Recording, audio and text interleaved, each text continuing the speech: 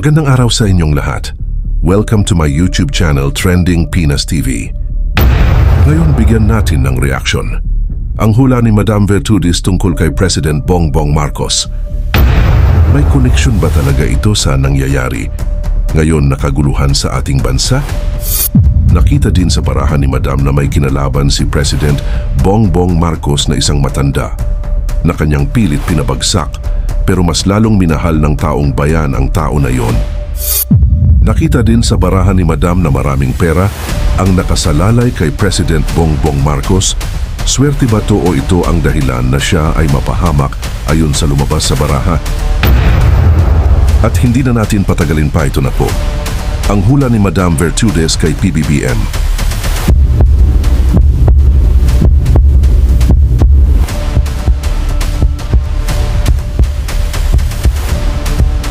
Ito, tingnan natin ang 3 high energy ni President Bongbong Marcos. Tingnan natin yung kanyang mga cards, no? Pa tayo ng 3 cards.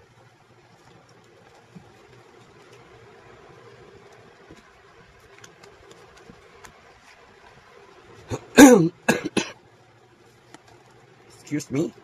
Ayan, judgment. Ano, marami higher energy ni President Bongbong Marcos ay napakadaming taong nagja-judge sa kanya, no? May mga judgment sa kanya. Kaya yan ang mga nangingibabaw sa kanyang usapin at or issue na binabatikos siya. Kaya sa mga tao na malapit kay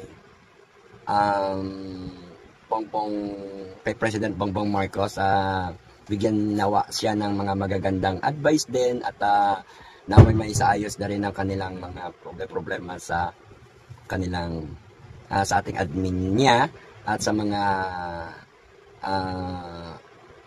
sa gobyerno niyang pinapalakad. Ayan, so ayan.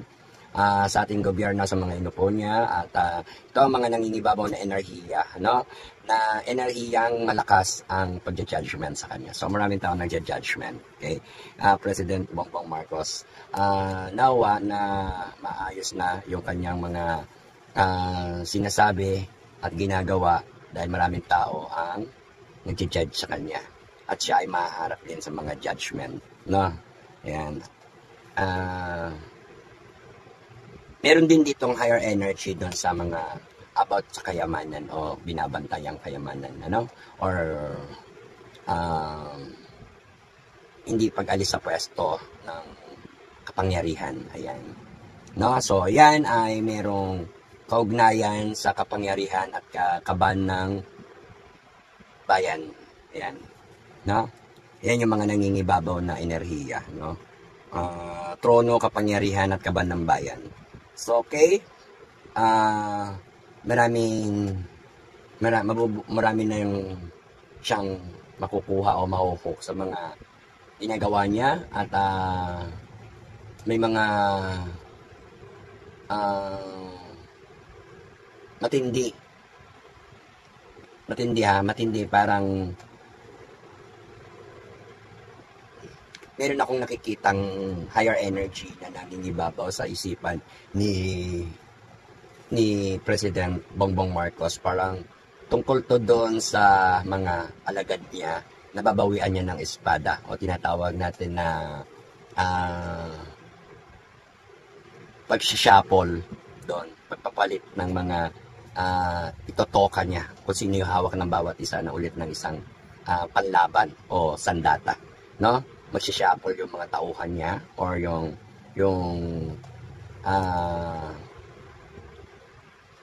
mga tao niya sa Malacanang na iasay niya dahil meron ako nakikita rito ng 5 mababawian ng parang mga tinatawag natin panlaban o sandata. Kaya may mga shuffle na mangyayari sa kanya, no? Shuffle yung pagdidesisyon at pagdidecide niya kung sino ulit yung itatalaga niya doon sa mga bawat espadang binunot niya at pabibigyan ng bawat panlaban. Okay. Na, sa makatuwid, ito ay pasya-shuffle ng mga tao niya. Okay. Ayun yung nangingibabaw. And then number of 7 hook. At saka meron siyang pagkuha o kukuha ulit ng panibagong mga tao na i-assign. sa mga ayun, kabinete, congress, or whatever kind of position doon sa kanyang ipapalit ng mga tao, no? Ibigyan ng sign. So tingnan natin ngayon yung yung 7 card na lalabas, at makikita natin kung ano yung mga nangyayari o mangyayari pa. Sa lukuyan, hinaharap at nakaraan, no? At harapin. Ito yung card ni Bongbong Marcos.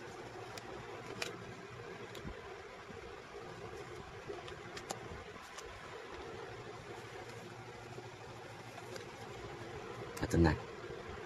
Ano ba ito? 2, 4, 5, 6, and 7. Alright. Ito po ang mga card ni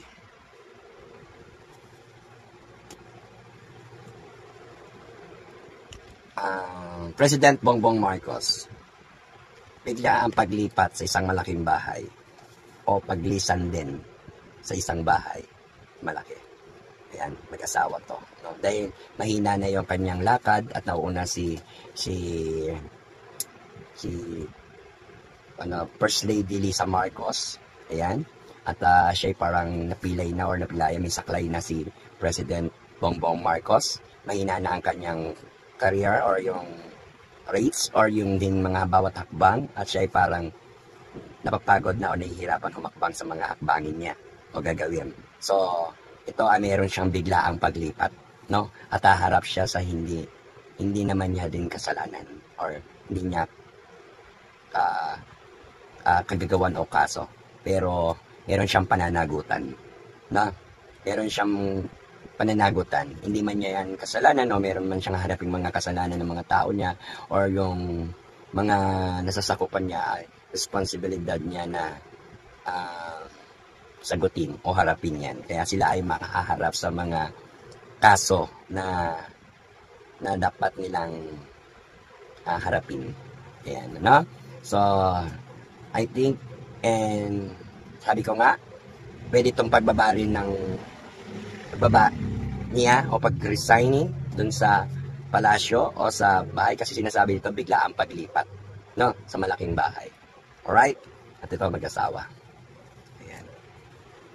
Ayan ay maaaring ring mangyari yan at mangyayari na, no? And then, dismaya o pagluluksa, no? Pagkabigo o pagkalugi. Tatlong beses siyang mabibigo or kabiguan at kalugian or pagluluksa. Ayan, o pagsisisi. Ayan, no?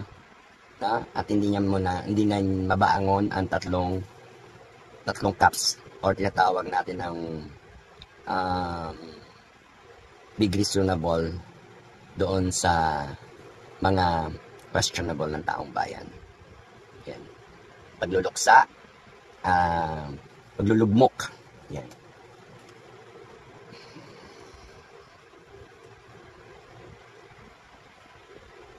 Siya ay nakahang. At siya ay hindi maganda yung pag-iisip sa kaguluhan or kung ano ang kanyang mga gagawin. Pero lumalaban pa rin siya sa kanyang mga gustong ipakita na wala siyang kasalanan. Pero iba yung ipinakikita at ginagawa niya, no? Gusto niya patunayan yon. Pero siya ay nakatiwarik na or nakabaligtad. Ito sabihin, kawalan ng pag-asa rin. At pagkakaroon ng katabangan sa kanyang background. Ayan. At syempre, meron akong nakita rito na card.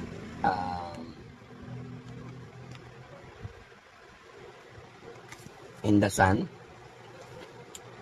Siguro, kasi sinasabi dito yung panibagong simula at panibagong pagsubok din sa kanyang mga pagdadaanan at pagkaroon ng bagong bukas sa kanya. Sarili. Nagkakaroon ng parang, ano na siya, pagsisisihan niya rin lahat yung kasikatan at kalubugan ng kanyang career. Kasi dito sisikat, pero lulubog din. Kaya dito naman,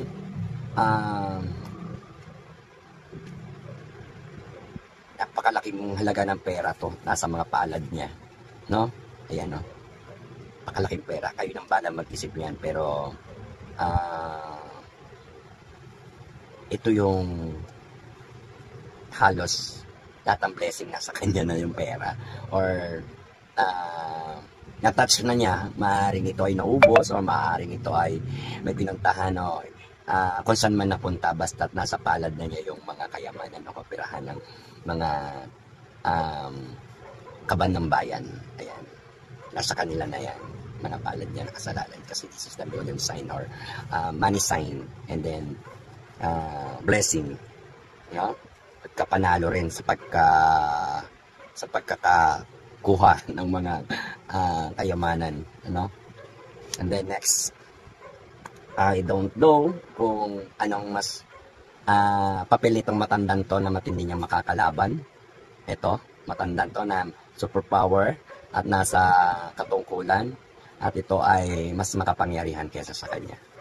Hindi ko alam kung anong ano nito papel diyan sa career niya dahil ito ay ito ang magpapabagsak